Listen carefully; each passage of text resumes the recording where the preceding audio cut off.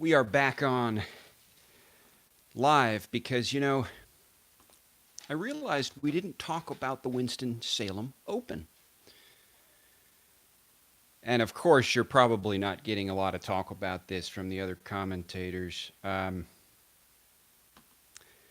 I said last time, there's not a lot of big guns uh, at the Winston-Salem Open, but I do want to just go over a couple of the players that are playing. This camera is a little bit too, let's point it down a little bit. I think that's a little bit better. Well, we were having a couple of audio problems on the last stream, and one of the reasons I wanted to do this, now, we're coming in and out. We don't have the live stream, I think.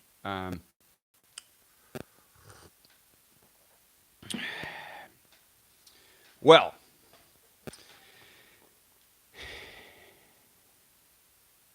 how are you guys doing?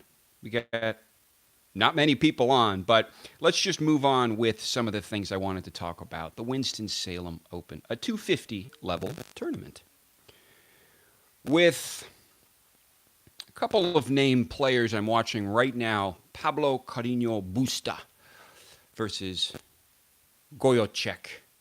Is it Peter Goyocek, I think? Let's see. Carreño Busta is the number 2 seed, and Peter Goyocek, which is a very hard one to pronounce. Let me turn this down.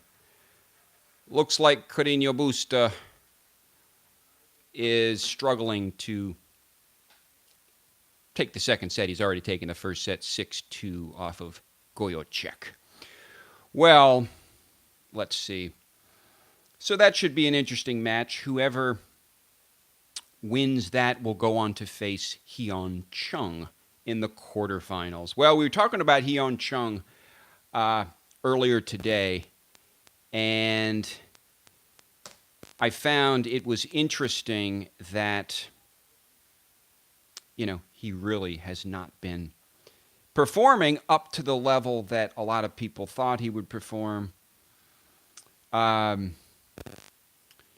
course, based on that Australian Open performance, wow. Of course, he was able to take care of Djokovic in the Australian Open.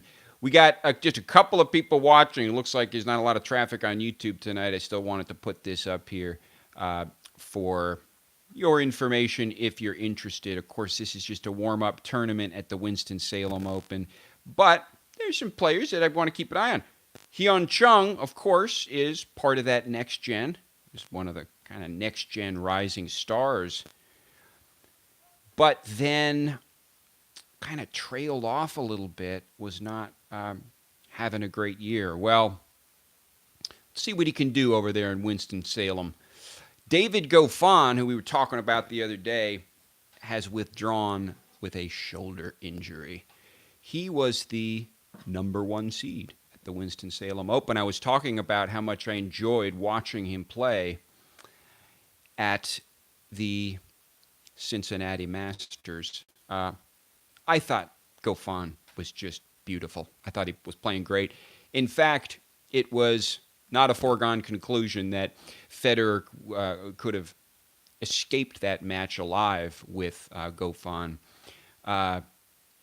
As many of you know, Goffin retired with that shoulder injury. Seemed to be playing well. It's kind of a mystery how these injuries work sometimes.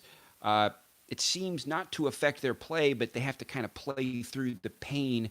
So it's really a kind of an internal struggle that they have. We have to kind of trust them at their word. Of course, Goffin had no reason. I mean, there are times when it's a little suspicious when the injuries come up. The players will often have an injury that comes up if they're losing very badly, and often that's the case, that they have the injury, but sometimes, it's kind of questionable because you never hear about the injury again. But with Goffin, I think he's having a legitimate shoulder injury problem. but he did withdraw. We wish him the best. We wish Divine David, as Laura calls him. David Goffin, man, again, I just loved watching him play, and he was making Roger run all over that court. The ground games from Goffin in Cincinnati, but also from Raonic and from Cilic were tremendous. And it's a lot of credit to Djokovic for coming through both Raonic and Cilic, which were, very intense matches. Yeah, hi, Laura. It's Laura, right? Should I not use Laura? Well, I think I know you from over on Twitter. I think you might be one of the few, one of the few women, maybe, if your name is Laura, assuming that really is kind of a tennis expert into the tennis scene. I look at my demographics on this channel, and it is a lot of men that watch the tennis channels. I don't know what it is. I mean, obviously, I'm talking about the men's tennis, so that could explain it. Duh. By the way, Laura, let me know if I'm coming on because, yes, sorry about that. We won't have to mention that at all, LSB. Let me know if we're having that audio issue too, because I think there was some issue. I think I just got to get the cords connected a little better, but I think it's cleaner now. So LSB, that David Goffin withdrew from Winston-Salem. Sadly, that would have made the tournament a lot better, a lot more exciting. He was the number one seed, of course, but does have that, I think, very problematic shoulder problem, which I can kind of understand. I mean, the way he was hitting the ball in Cincinnati, man, I could understand how you'd throw your shoulder out. He was just smacking it. Federer, again, was a little bit caught off guard, but I don't know about off guard. Of course, Federer has dealt with the Goffin problem before. And Goffin is a problem for Roger Federer at points. Of course, that was at the end of the season last year in the finals where Goffin, but apparently Goffin has beaten Roger in practice. And anyway, I'm intending to talk about the Winston-Salem Open. Yeah, he did. He withdrew. I know. I've been thinking about Roger a lot too, but I'm trying to kind of redirect my attention over to some other players, to be honest. But he did withdraw. I'm imagining that he's fine. I'm hoping he's fine and hoping he's back for the U.S. Open. I really hope to see David Goffin in the U.S. Open. He's my new favorite player with a two-hander, without question.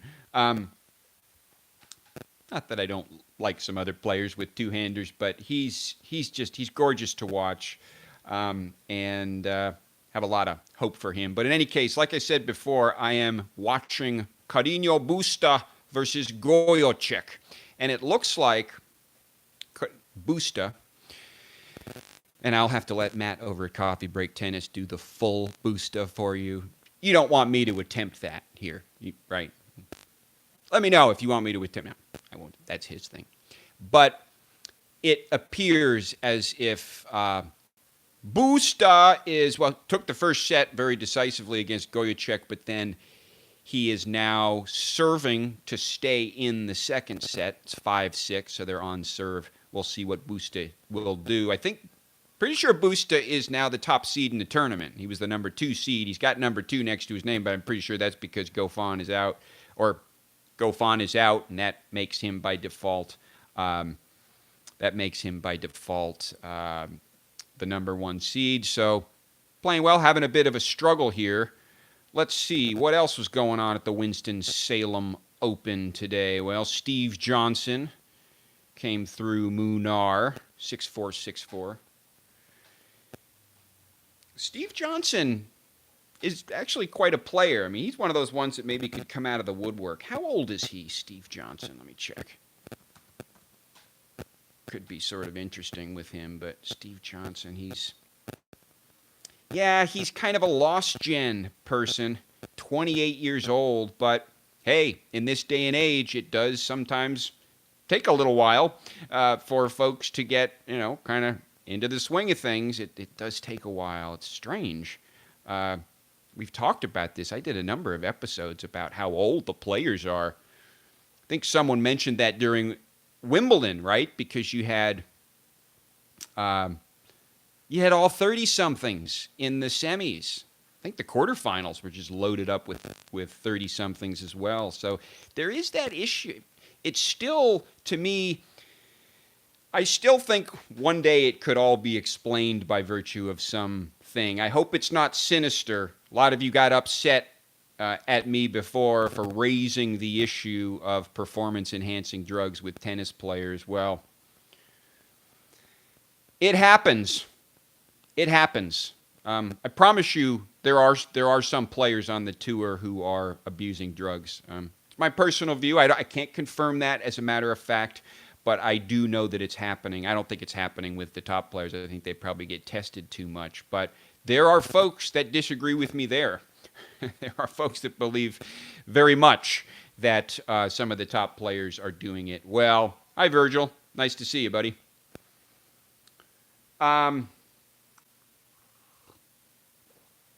In any case, over here at Winston-Salem, we don't have lots of older folks. Again, the big guns are not playing. Who else? Well, Hyun Chung came through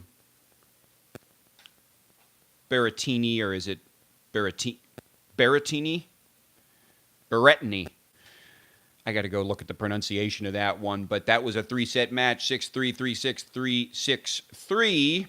Kind of did a good job. Let's see what his stats look like. He's looking pretty good on his stats. Almost 80% of his first serves won. But that looked like a tough match to get through. Medvedev came through Andriozzi, 7-5, 6-1. Medvedev, he's okay. I remember he and Tsitsipas having that little spat in Miami, if I recall correctly. Was that Miami? I think it was. Hi, Virgil. Thanks for that. I appreciate your viewership, my friend. I remember you. You've been around for a while. I remember you. I remember everybody. The audience it's interesting. The audience changes a little bit. Obviously, when it was like high Federer season back in like Rotterdam, that was mainly Federer people. But then, of course, the Rafa people come out during clay. And then now you're getting a lot of Djokovic people. Of course, Djokovic just has such a loyal following in terms of his countrymen that follow him, or country people. But as I was saying in my last episode, it's kind of off topic, but Rafa Nadal has more followers on Twitter than Roger Federer. I'm not going to mention that anymore, but I thought it was interesting because it's not just a small amount. I think it's like 3 million more. What else is going on in Winston-Salem? Well, we should talk about that. Taro Daniel. I don't know if you remember Taro Daniel. Remember Taro Daniel? You Djokovic fans probably remember him. He's the one who took out Djokovic in the first round at Indian Wells, as I recall. Of course, I kind of predicted Djokovic could do all right at Indian Wells, and that was the day, remember, I came out with egg on my face. And then I called Taro Daniel, I called him the elephant killer because the day before I had called Djokovic the elephant in the room.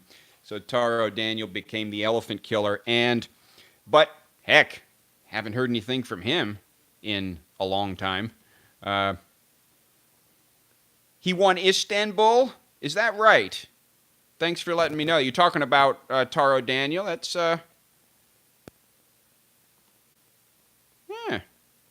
if you're talking about Taro Daniel, I don't know why I would have missed that. Must have been some other tournament happening during Istanbul. I'm not sure. But I think I'm beginning to recall that now. He can play. So he took out Sam Querrey at the Winston-Salem Open, which I thought was pretty impressive. Took out Sam Querrey 6-4, 7-6 in straight sets, as I'm seeing it. Very impressive. Sam Querrey is no slouch.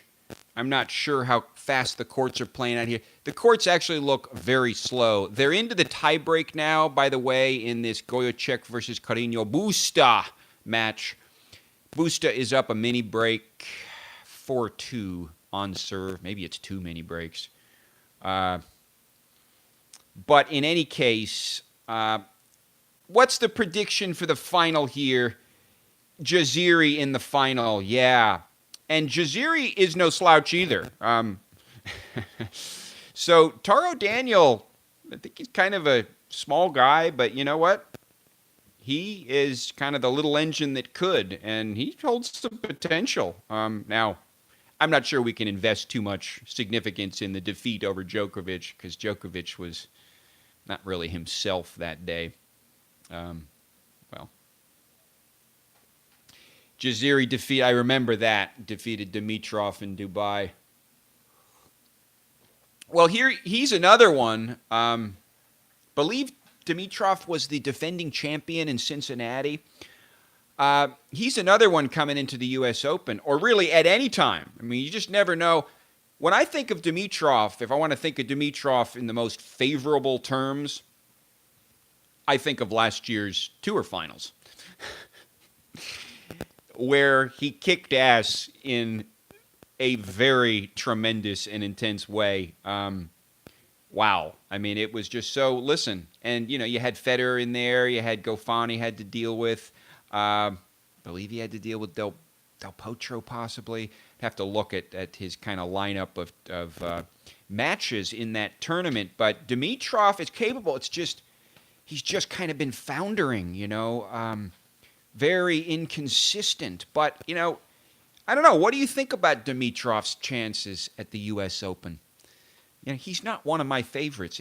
If anything, he could come in as maybe a dark horse, but I like Tsitsipas. I like Wawrinka in terms of dark horses. There's probably a couple others that I'd put ahead of Dimitrov, to be quite honest. But now Carreño Busta is 5-3 in the breaker. Goyacek on serve. So Carreño Busta struggling to stay in this match. Goyacek could easily turn this breaker around. It's okay. So now Carreño Busta could very well take the match if he can take these next 2 service points. He was out in the 4th round. Last year. Dimitrov, that's what you're talking about, Laura, I think. Yeah, it sounds about right. There's also Anderson, who, oh goodness.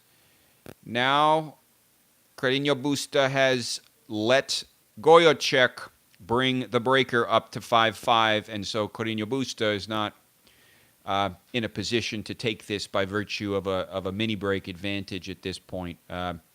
We'll have to see. Again, Carreño Busta, this could be kind of an upset, to be quite honest. But,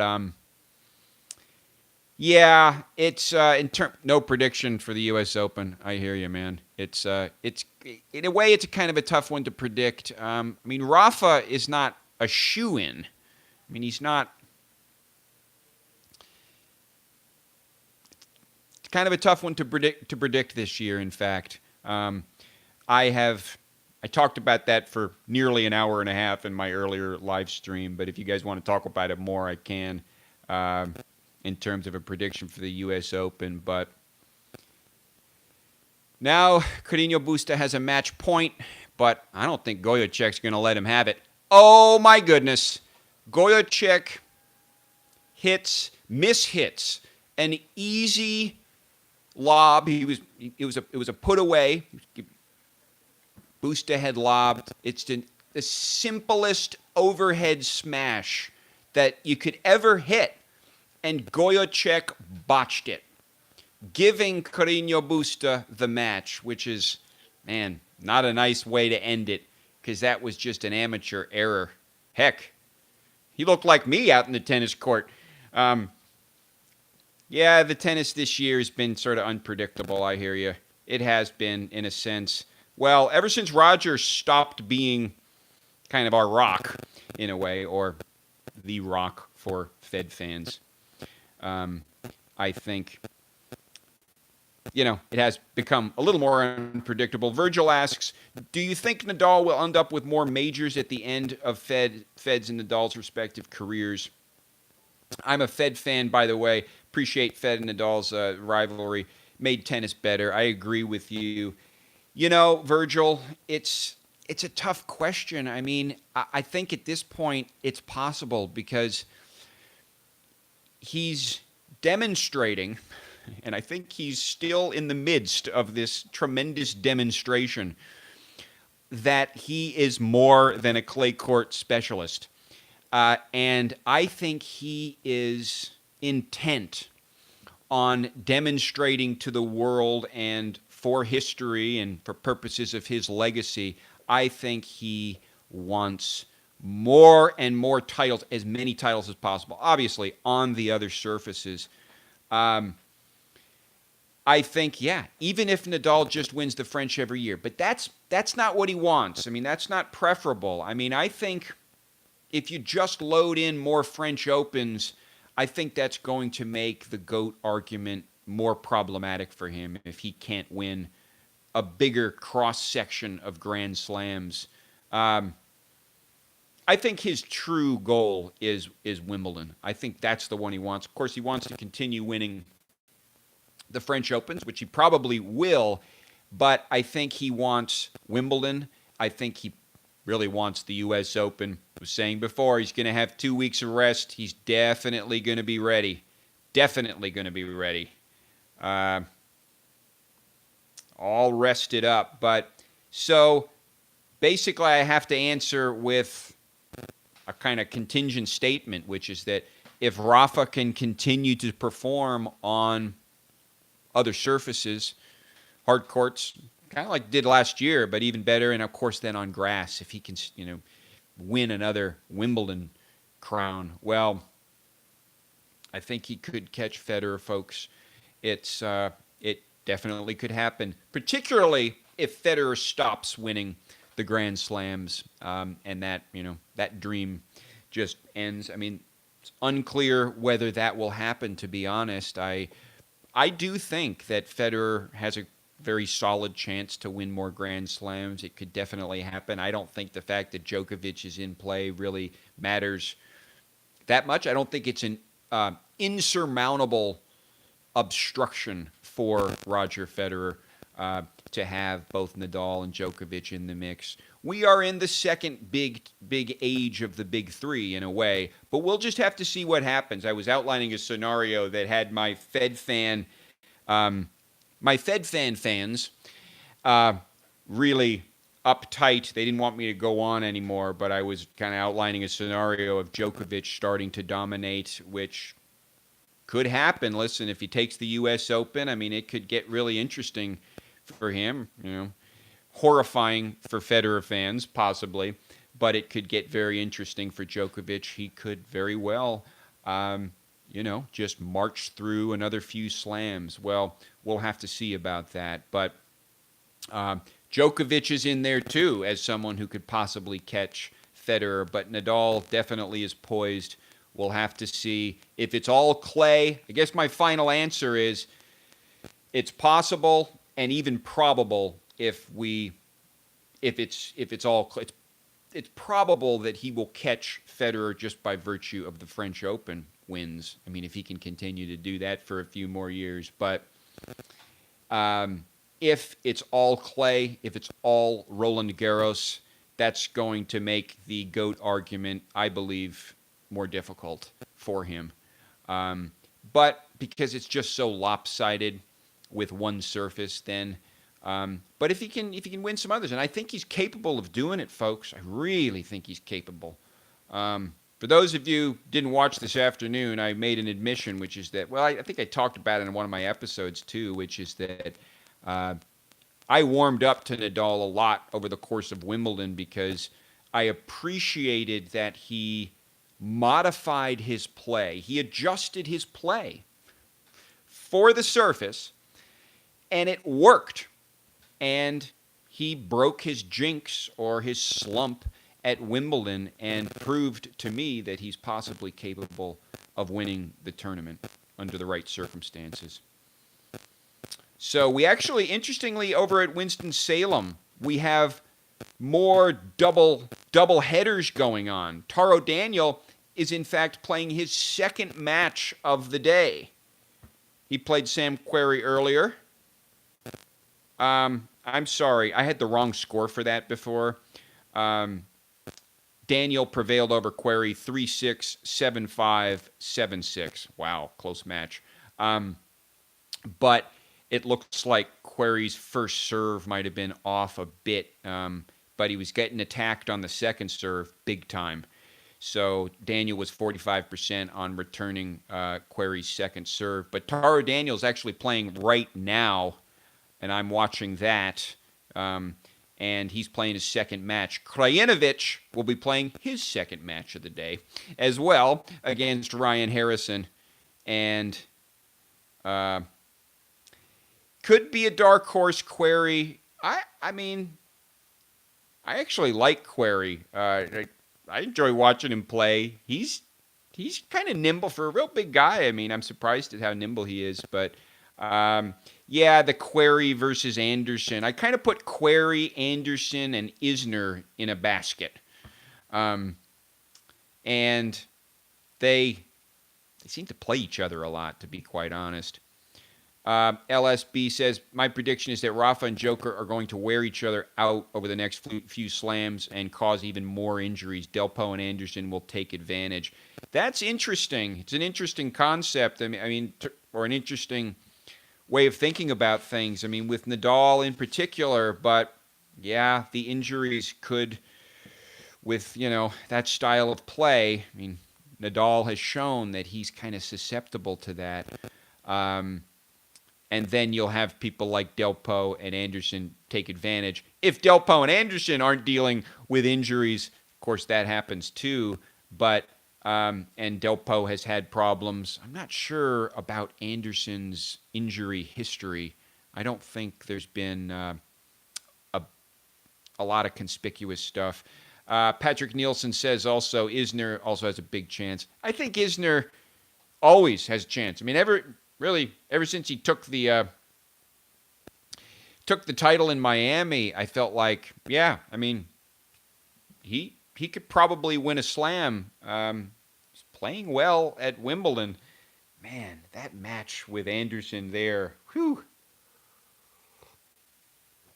That was the big one. That was the insane one, the never-ending match. Of course, it wasn't the longest match at Wimbledon. Isner also holds that. So Isner's been in the first longest match and the second longest match. It does suggest to you that it's something about the players rather than the rule. I did a video a while back about the fifth set, no tiebreak rule.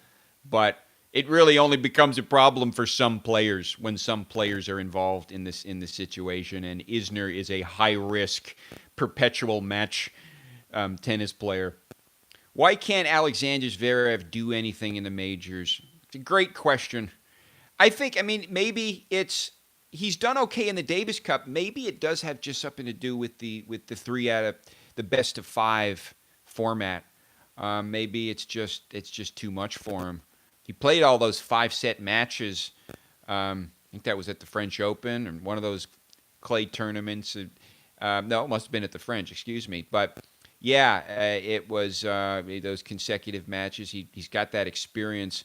You've got Edmund, too. Now, Edmund is actually playing over at Winston-Salem. So if you're thinking about getting to the heart of the matter over here at Winston-Salem, we're going to have a match between Chung. It'll be a quarterfinal match between Hyun Chung and Carreño Busta. And the other quarterfinal in that bottom half is between Steve Johnson and Kyle Edmund. Looks like Edmund will probably get through there. So we're going to have an Edmund versus either Chung or Carreño Busta. But Edmund looks good to get into this final. The question is, who will he face? Well, since Goffin withdrew and since the defending champion, Bautista Agut, is not playing, at least that's one partial reason. It looks like there's really not much competition for a finalist, for a bottom half finalist. Not a lot of competition in the top half of the draw. So we might see, looks like possibly Krajinovic It might be an Edmund versus Krajinovic. Could be Chung versus Krajinovic in the final if Chung can get through. Could be also Carreño Busta, but I kind of like Edmund. So I'm kind of looking at like Edmund versus Krajinovic. I guess that would be my soft prediction on the Winston-Salem Open. A little 250 tournament. Well, it's worthy of some commentary, right? I mean, I have to believe there's not a lot of people in the audience. Well, I've been watching it. There aren't many people in the audience, but well, I was saying the other day that Roger Federer should play some 250 level tournaments. I think that'd be fun. Why not?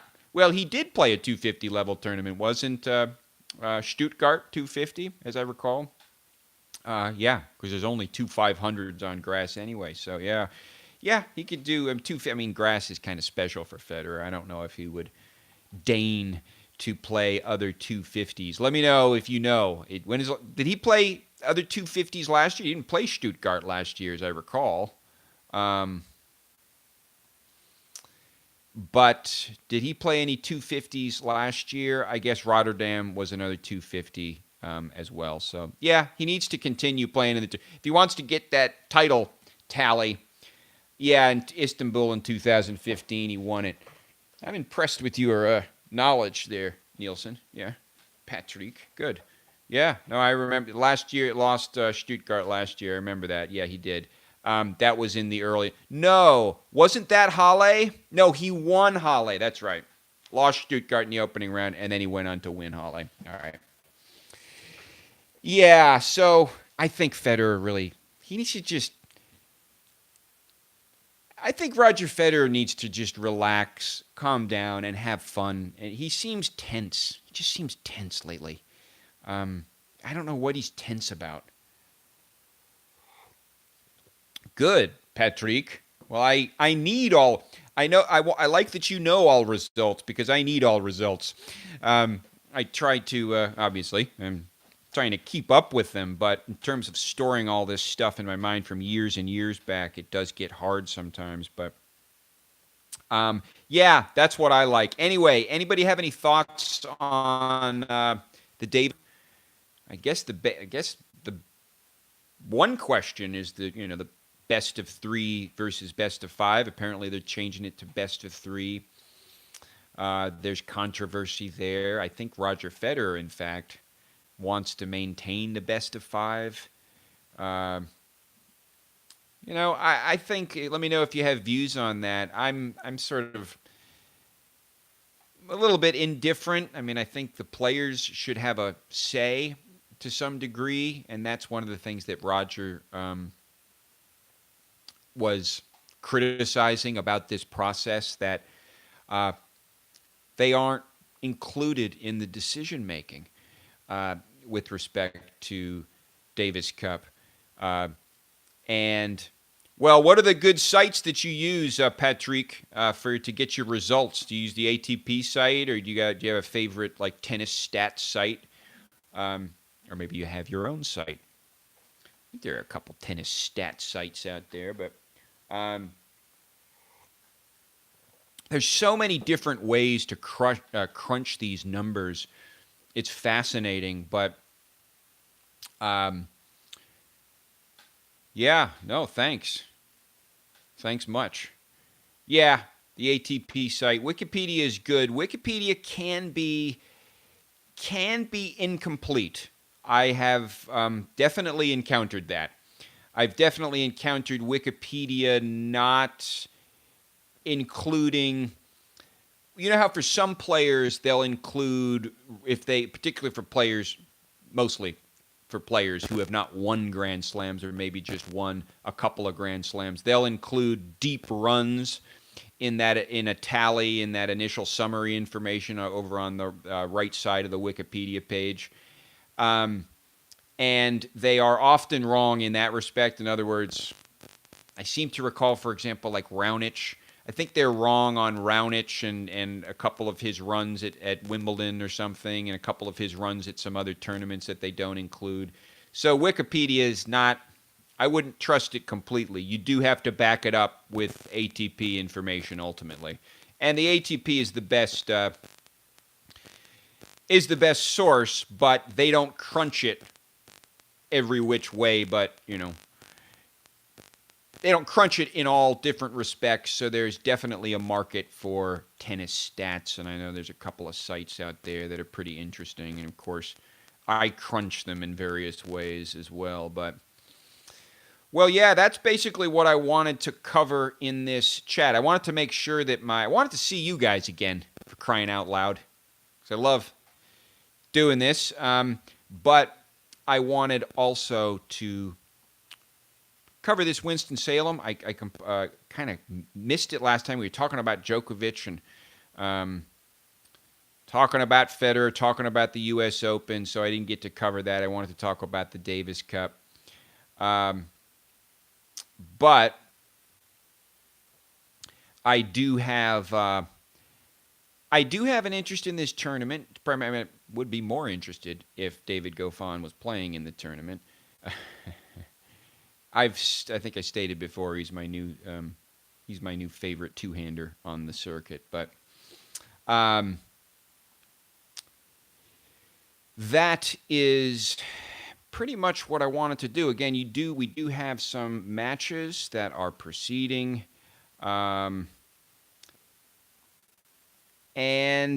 looks like Taro Daniels into the tiebreaker. Oh my God, what a day! Again, I was saying Taro Daniel had to play 2 matches today. Krajinovic is going to play starting his second match, but Daniels into the tiebreaker with Kupfer. Looking to probably prevail in that tiebreaker, huh? Well, we'll see what happens. I mean, it could end up being something like,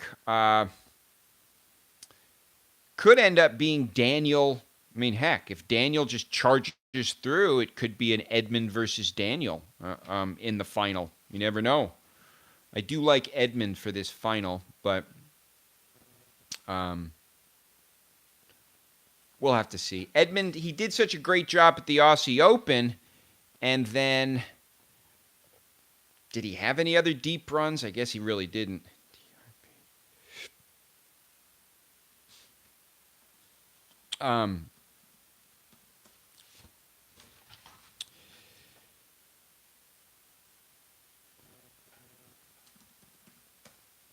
Let's see. We got any tennis?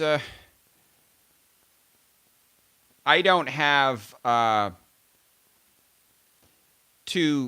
hopefully Edmund or Chung will reach the final. Yeah, I mean that's what I'm thinking. But Daniel could pull a few surprises. What NTRP tennis ranking are you? I don't think I have a tennis ranking. Is that used for? Am I? Maybe that was a joke. I'm not a professional tennis player. Or let's see. What level of player am I? I'm not sure. I could probably. You have to like fill out a form or something. No.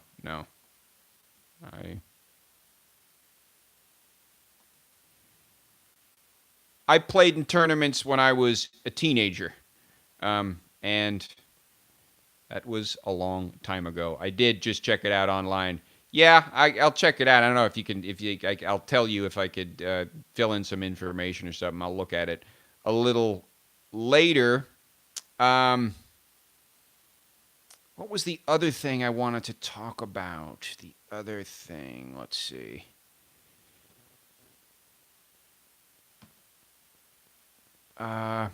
Just wanted to kind of see some tennis news. We got some tennis news. What is the Express? What kind of clickbait is the Express disseminating through the internet? Express UK is just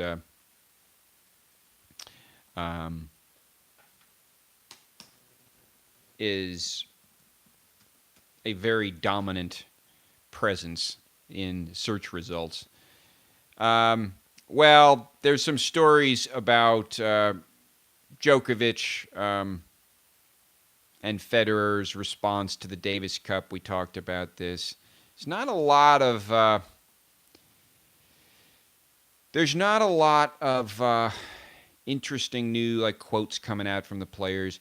You know, they're just there's a possible doubles. It's possible that Novak Djokovic Um, and Federer will be paired Davis Cup. Is that it, or at the Laver Cup? Uh, interesting. Interesting. Well, they could make a good Davis Cup or Laver Cup team. I love that Laver Cup the match. I guess I watched a few of the matches last year, but particularly the Federer Kyrgios, man, that was kind of a nail biter. Um, well, what does Djokovic say in response to a Federer doubles pairing? Well, I'm looking forward to it if it comes to that. I'm looking forward to spending time with him and all the other players. Life on the tour is different. You don't get to mix up. You don't get to mix up so much with the biggest rivals for obvious reasons. Well, looks like Djokovic was being polite about that. He certainly wasn't very effusive with his response to a possible doubles pairing with Federer, at least from my reading of the text. What else is Djokovic saying these days? How else is the tennis media misquoting Novak Djokovic? Well, they're probably not misquoting him. Rafael Nadal about Novak Djokovic. You don't forget how to play tennis. I guess the idea there is Djokovic was sort of out for so long, but you don't forget. I mean, I guess that was something I was sort of thinking about when Djokovic was struggling so much. Do you forget how to be a champion? Do you forget how to be a Grand Slam champion? And he's sort of proved, you don't forget in the space of a year. But I think, when the talent is there, when the determination is there, it comes back. And I guess it's kind of like riding a bike, to be quite honest. I mean, I know I've taken pretty long breaks from playing tennis, and I come back and I usually remember. It's kind of muscle memory, to be honest. The muscles remember quite a bit. But I was a little skeptical about Djokovic there for a while, man, because he was just terrible. But, I mean, I suppose that's one way to gauge a great player. Are they capable of being just terrible? And, that's how I kind of keep coming back around to Rafael Nadal in a way, because, Federer has demonstrated that he's capable of being terrible. He's actually probably been more terrible than that, but he's capable of being terrible. Djokovic is capable of being terrible. Let me know if you disagree with that proposition, but he really is. It's Nadal that seems less capable of being terrible than a lot of the other players. That's an interesting way to determine the quality of the players on the circuit, or the number one player. The number one player should be the player who is the least capable of being totally terrible. That does happen for these players. Well, it happens pretty much for all of them, but I think Rafa deserves some credit in that respect. He rarely, if ever, is terrible. We had a terrible run at Wimbledon, terrible slump at Wimbledon. I think it was a 5-year slump that Rafa had, but we've got this light in back of my head, which is not too cool. Yeah, that's all I can say. Well, I have done what I wanted to do, which was give you an update of Winston-Salem. Taro Daniel does take that set off of Koepfer, and so he looks on his way. Ryan Harrison is now up a break against Krajinovic. So maybe I'm wrong about Krajinovic, having a run into that final. Krajinovic has some grit. I wouldn't count him out quite yet. He could easily drop the first set to Ryan Harrison and come back. We'll have to see. And then otherwise, I wanted to get your views on the Davis Cup. But it doesn't seem like people are that interested in the Davis Cup, to be quite honest. It's just, for the real tennis freaks, it's kind of interesting. But again, I actually just agree with Roger, which is that yep, he reached the finals in Paris, Krajinovic, and listen, Krajinovic, quality player, Patrick, and quite capable of, in fact, winning in Winston-Salem. I actually like him. Federer didn't have too hard of a time with him. What was it in? I think that was in Indian Wells, wasn't it? Must have been. It certainly was in Miami. Anyway, but that is essentially what I came on to do. I'm going to probably be back tomorrow because, well, we're going to have the U.S. Open draw. I'll definitely do a U.S. Open draw episode, talk about that, because I suppose my episode earlier today was kind of putting the cart before the horse because we had a discussion on a live stream about favorites for the U.S. Open. But in a way, we should look at the draw, but before we look at the favorites, although it doesn't really matter that much, but the draw is a factor, obviously, in terms of trying to determine, particular players, kind of scoping a line into the final. So we'll have to see. I'll probably modify some of my predictions on the U.S. Open. Right now, I give Nadal the edge. Djokovic is kind of a real possibility as well. Del Potro, a real possibility at the U.S. Open. And Federer is definitively not the favorite, but he's up there too. It's possible that he could do some damage. It's possible. In fact, I was talking about this earlier, but I think Federer this might be an interesting sort of maybe even a perfect storm for him, because he's got perfect storm is not the right way to say it. It might be a context that Roger could thrive in. He has no pressure. The whole world, I don't think there's anybody in the world, there's no rational person who actually puts him as the favorite for the U.S. Open. So he's not the favorite. He doesn't have any pressure. He has much to prove, on the other hand, having foundered so disappointingly in Cincinnati. His energy is down. Something's up. There was talk, LSB, about Ivan Lubicic not being there.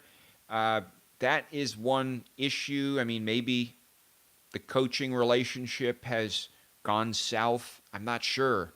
We wouldn't want to assume that just because Ivan's not there. Of course, Ivan has other people to deal with. Borna Coric is also, I think, paying Ivan Lubicic. I think he's a manager or something of the sort. But Federer might do okay. But in terms of like dark horses, I think someone mentioned Isner. Sure. Anderson. You can't count Anderson out, no matter how hard it is to watch Kevin Anderson.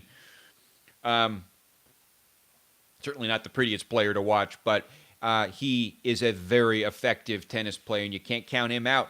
He was a finalist at the U.S. Open last year, so there's no reason to, conclude that he's, or exclude him from the possibility of being in the final this year. I think he might very well be in the final this year. It could possibly happen. He's capable of beating pretty much all these guys, I think, on the right day.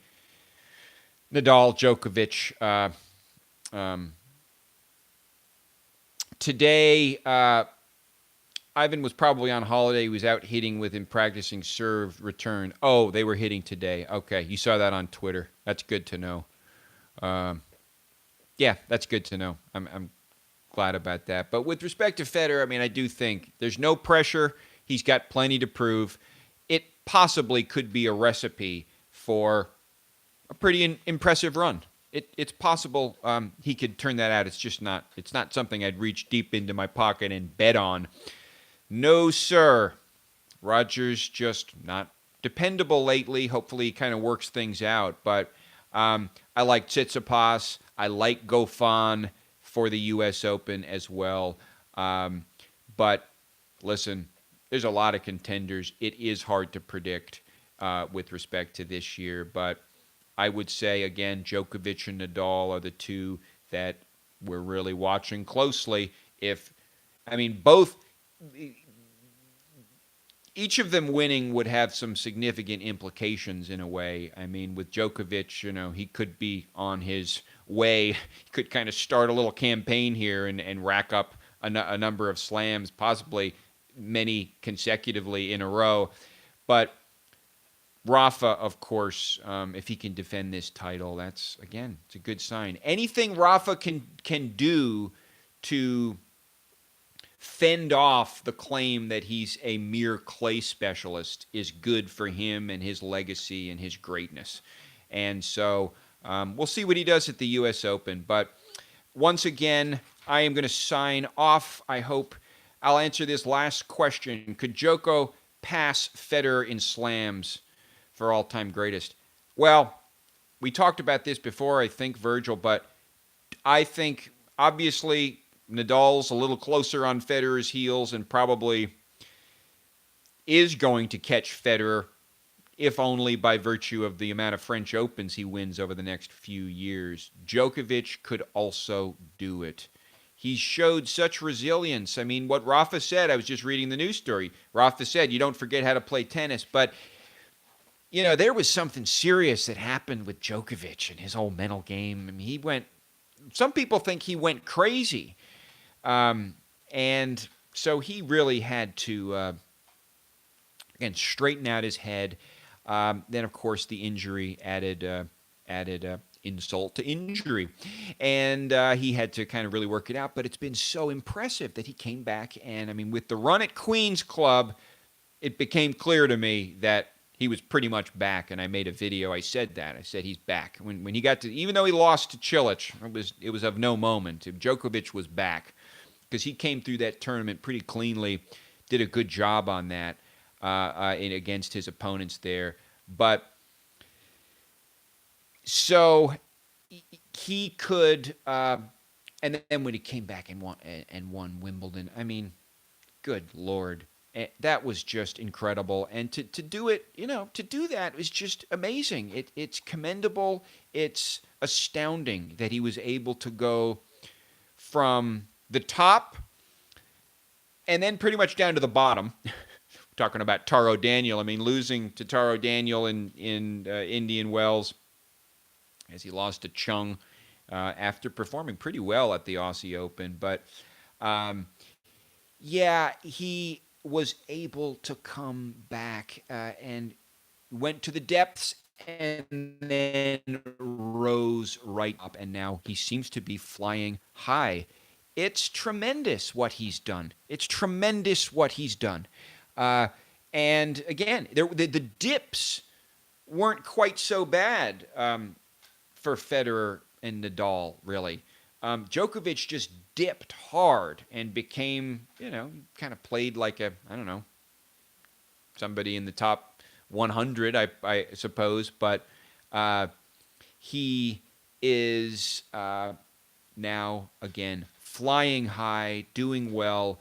And it's just astounding that he was able to execute this reversal, this comeback. So I do think that Djokovic must be accounted for in terms of potential candidates to win this tournament. Thanks, Dream Gods.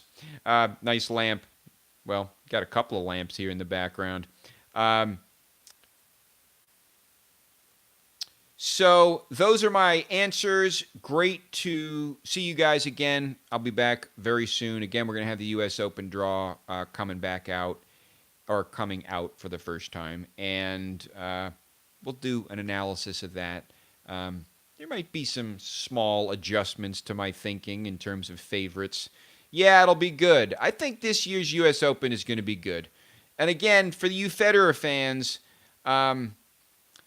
Federer changes racket for the U.S. Open going back to the same as last year. Thoughts on that? Really? Well, this is Yash Sharma. Now, I actually haven't heard that news. let me do a search to Federer racket, because the tournament hasn't started yet, so I don't know if we can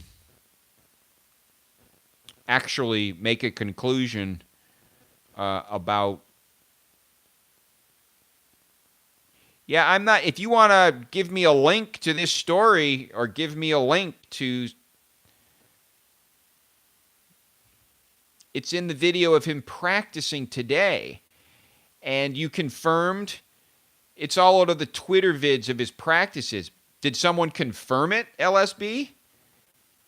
Or was this just, I mean, listen. There's a lot that's said and written on Twitter that's not exactly true, folks. I mean, was this,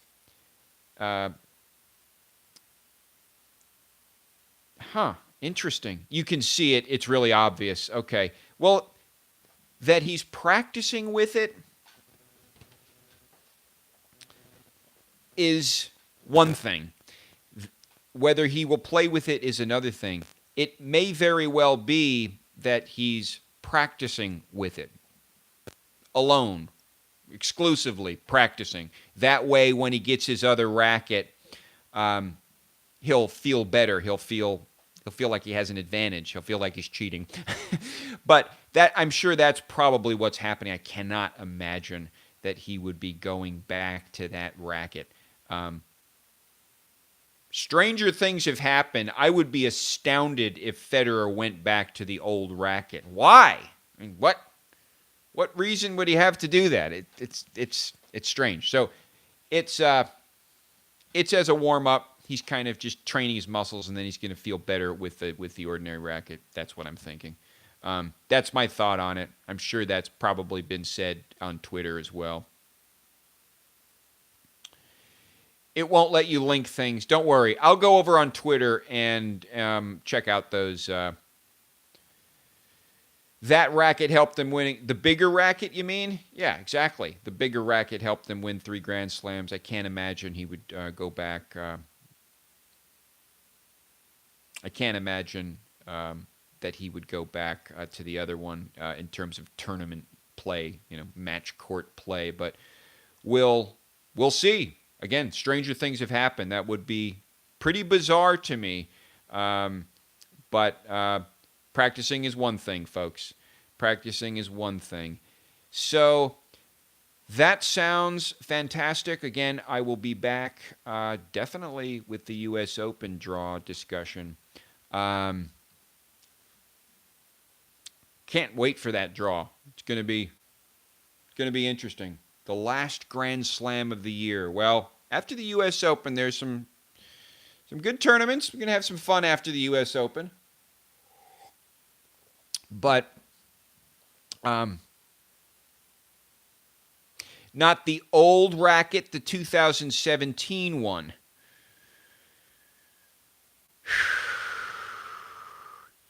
You're saying he's using the racket from 2017? Not the old racket from like 2010, but the 2017 racket. Well, now I feel silly because I didn't know Roger changed rackets. You're saying Roger changed rackets in 2017 or at the end of 2017? I didn't know that. I know pretty much everything about Roger. Or at least I thought I did. Anyway, I'll go on Twitter and figure it out. Thanks for letting me know. It's a good topic. Maybe I'll have more to say about it tomorrow. But I am going to sign off for now. Let me just see.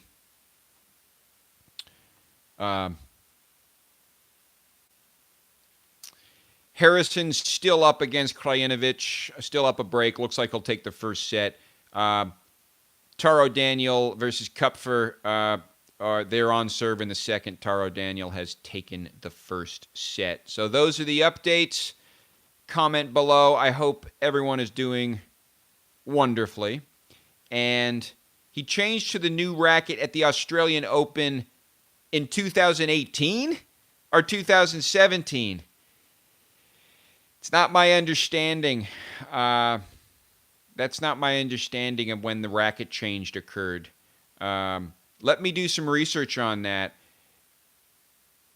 Well, the color of the racket.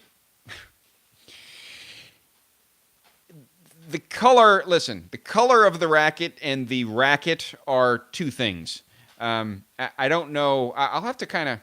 Sorry about that. You're saying I'm way out of it. My understanding was that the racket change occurred before 2000.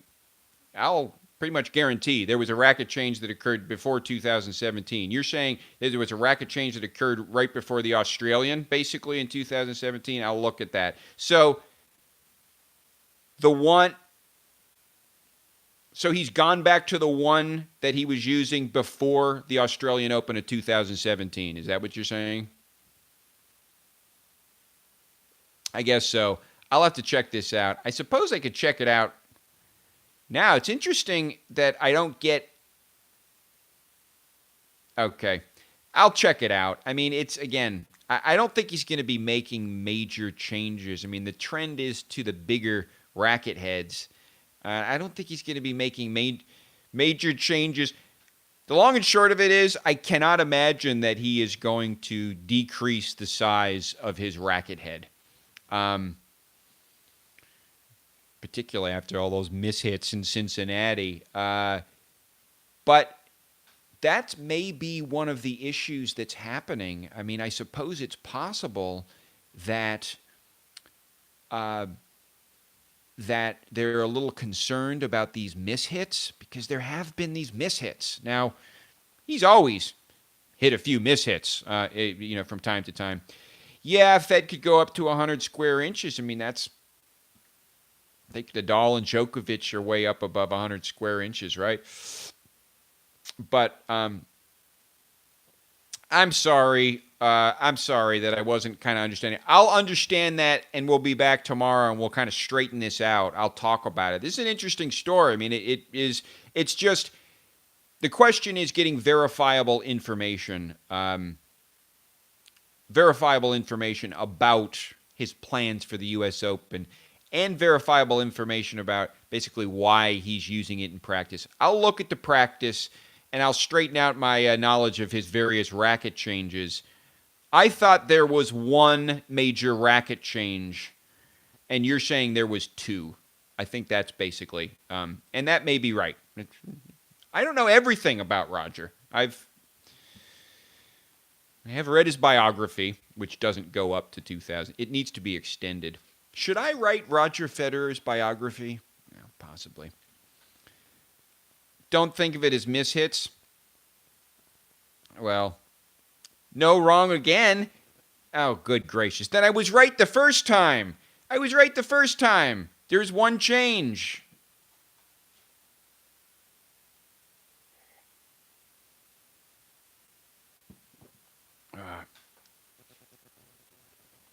Anyway, we can't have this discussion anymore. It's exasperating. I'll figure it out. I want to straighten this out, because the problem is again, the Twitter is too untrustworthy in terms of what he's doing now. There were two changes, one at the start of 17 and one midway through 2018. Oh my God, no. Listen, there's a distinction between a racket change and a color change. So we're talking about black and white, but let me look for some verifiable information about this. I didn't know about any major, you're saying a cosmetic change. Okay, fine. I didn't know about any major changes to his rackets in 2018. I'm sorry. I didn't know about it. I don't know if that was a, send me the interview. Yeah. Send it, just send the link or whatever. I'll talk about it in 2018. I'd be interested in that. Again, I mean, my thought is that he would be trending toward the bigger racket head, but you're saying, well, I'll try to, before I talk anymore about this, I will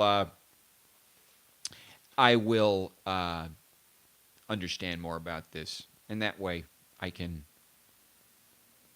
give you the real deal or at least understand what's going to happen. Yes, please. No, I would love to know LSB.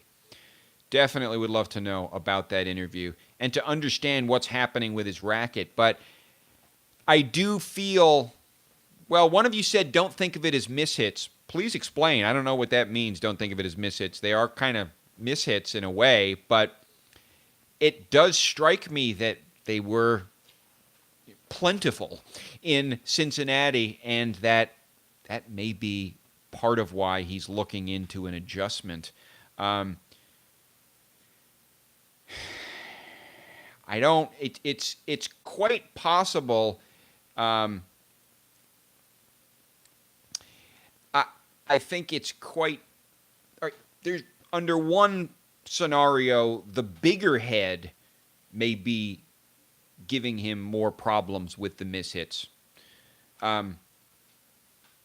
Possibly. On the other hand, and if so, then maybe he would want to go down to a smaller head. But I think what's happening, my feeling is what's happening possibly, if he's using a smaller head in practice, is just to practice with it and then to play the tournament with his racket. Anyway, thanks for bringing that up. No, it's really interesting. Now I'm really interested. I want to educate myself in the specifics of all the little changes. I knew there were some major changes, obviously, with Federer's racket. But to be honest, as I think about it, and a couple of you, I think it was another viewer that made a comment before, said they use Wikipedia. I think I was reading Wikipedia on the racket change issue. And Wikipedia, as far as I know, well, let me just see what Wikipedia says. Let me see what Wikipedia says. Roger Federer. Roger Federer. Roger. Let's see. Wikipedia. Get it in his career. You got to kind of open up his career here. Let's see. Equipment. That could be.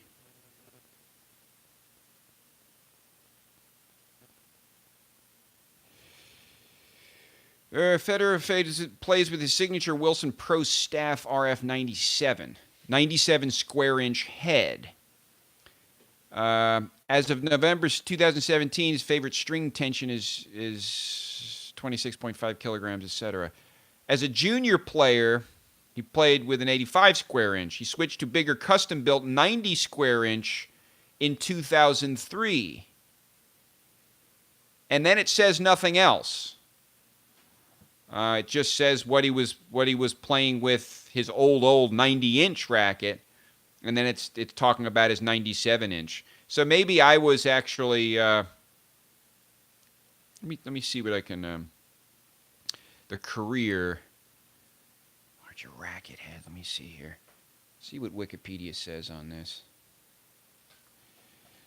Auctioned his racket. No. 2013. I'm reading Wikipedia. 2013, in the summer, he experimented with various rackets. Of course, he was having a bad time in 2013. Played the German Open with a blacked-out 98-inch Wilson racket instead of his 90-inch. He returned to his regular racket for the second half of the season. Okay, so that was a short change in 2013.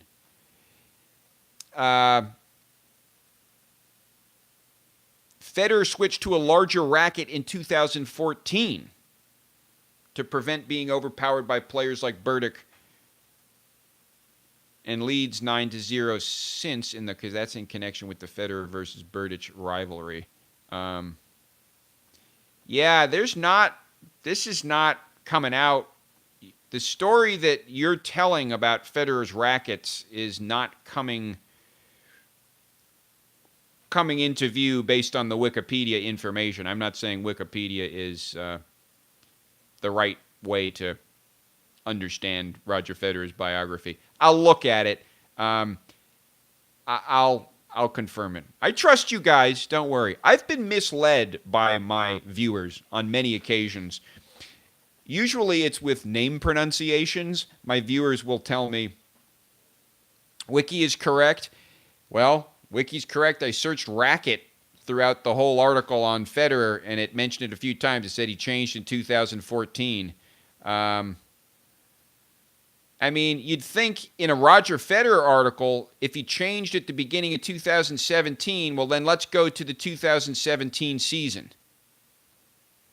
2017 season. Federer's 2017 marked a return to Grand Slam wins marked a return to Grand Slam wins since 2012, most titles since 2017, et cetera, et cetera, et cetera. I'm not seeing anything about rackets in 2017. Now let me go into the main article on 2017. Okay, now I've found a tennis.com article.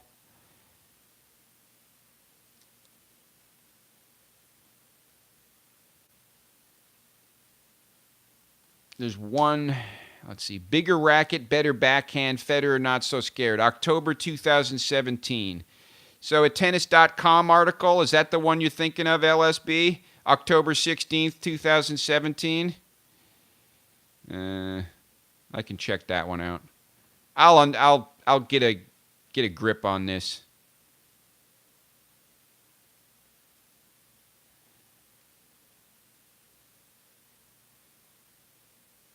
Yeah.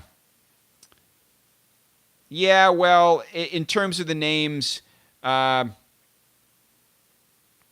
couldn't pronounce Shapovalov, Virgil, yeah.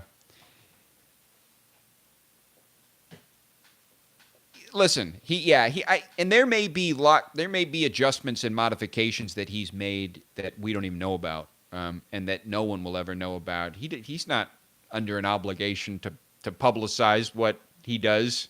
He might do it, he might not.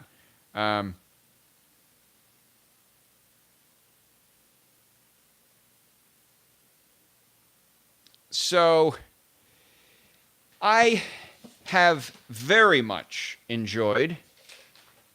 Fellow courtside at practice was talking to the physio. Okay.